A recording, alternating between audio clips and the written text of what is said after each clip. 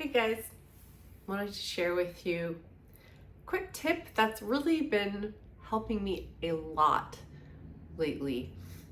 Um, it is not one that I made up myself. It's from Amy at Illuminating Joy.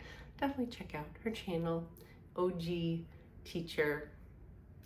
And something that she talks about is including the unwanted situation in your manifesting routine, like making it okay to not like it. Like, it's okay that I don't like that this thing is happening.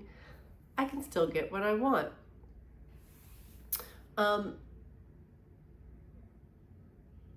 It's such a relief, right? When people keep telling you, like, ignore the 3D, just pretend it's not there, just be delusional.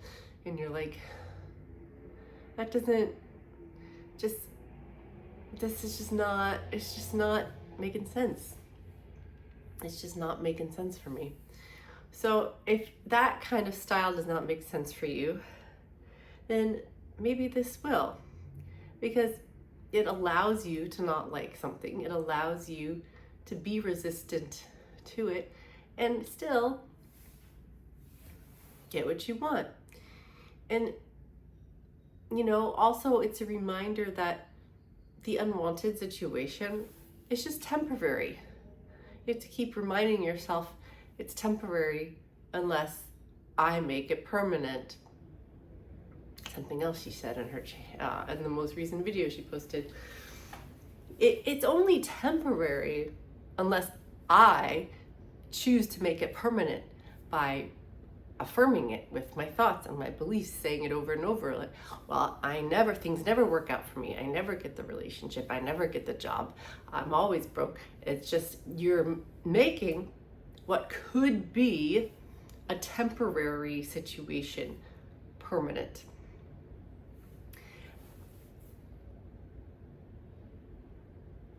You really have to notice, where your thoughts are at. This is why meditation can be so helpful. And, to be honest, I haven't been formally meditating anymore for a long time, but I don't feel the need to, because I am able to just, if you're able to sit quietly, just be with yourself and notice what's arising, do that throughout the day. Excuse me. My allergies have been acting up.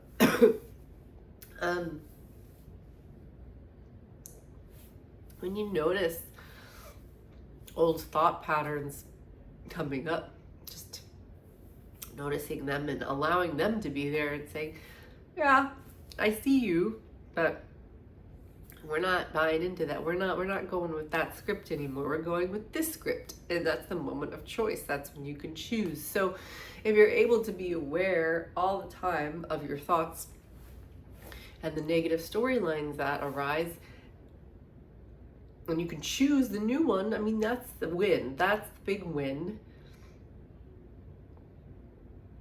And you can notice when that thought that comes up that says, this unwanted situation is permanent and it's gonna stay forever and ever, and you just have to say, no, it's not. It's just temporary. And what I want, this thing, that's what's happening. We get tested too, we do have setbacks, seeming setbacks, if you allow them to be setbacks. For instance, if you've been trying to manifest this job, right? You find out, you get an email, whatever, says you didn't get it.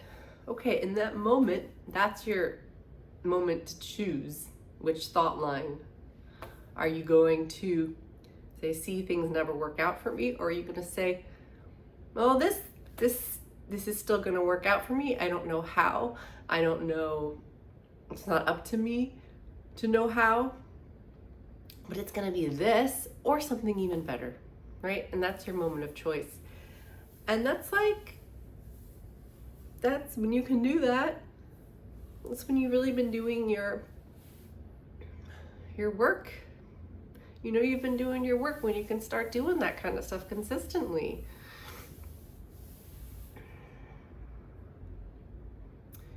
When something seemingly goes the opposite of what you want, can you stop and make a choice and say, yeah, well, it looks bad right now. I don't like this, but you know what? I don't know how. I don't know. It's not my job to know how, but it's going to work out, or something even better is going to work out. You know, it took me like 10 months of retraining myself, my thinking, to be in the relationship that I'm in now that's been able to stick around, stay solid.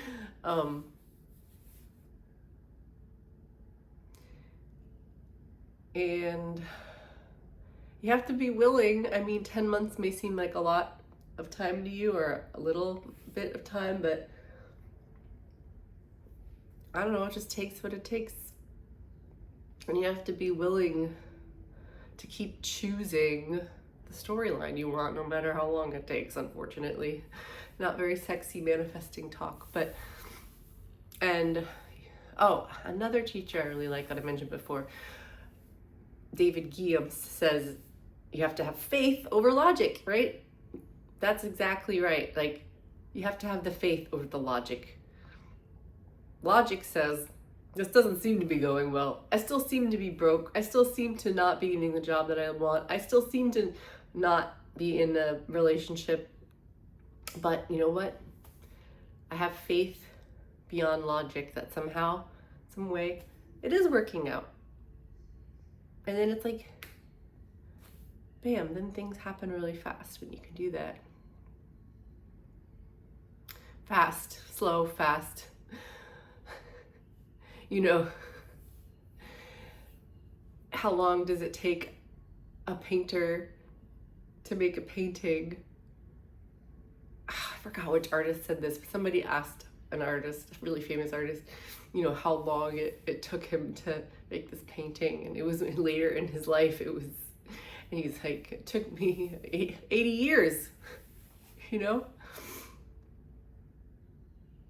So, it's a journey, and we have to be willing to go on the journey and have some fun. Have some fun in the meantime, and keep choosing the storyline we want. Faith over logic. You can say, like Amy says from Illuminating Joy, it's not up to me to know how this is going to happen, but this is what I choose, and it's going to be this or something even better. And if you don't like that this or something even better, pick a phrase that makes you feel good. You can say, it's going to work out even better than I had expected if you don't like this or something better. Like, if you're like, well, no, that's the job I want. I don't want this or something better.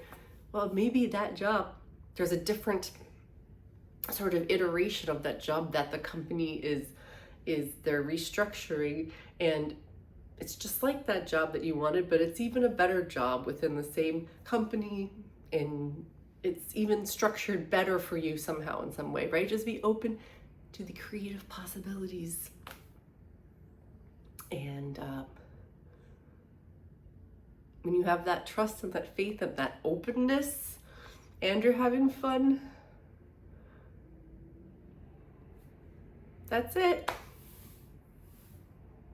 Okay, now go do it, everyone. See you soon.